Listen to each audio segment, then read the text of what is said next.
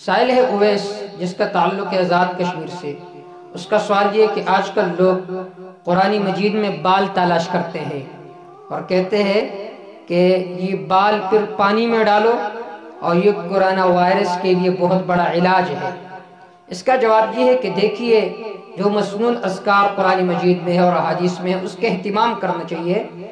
इस तरह चीज़ें जो कुरान और सुन्नत में ना हो उसको अपनाना सिवाय गुनाह के और सिवाय बदबख्ती के कुछ नहीं है। जो मसनून अज़कार है उसके एहतिमाम करना चाहिए। ये जो चीज़ें है ये शरअन भी दुरुस्त नहीं है और अक्लन भी दुरुस्त नहीं है। अल्लाह उम्मत मुस्लिमा को समझ की तौफीक अता फरमाए। वल्लाहु तआला अअलम बिस्सवाब।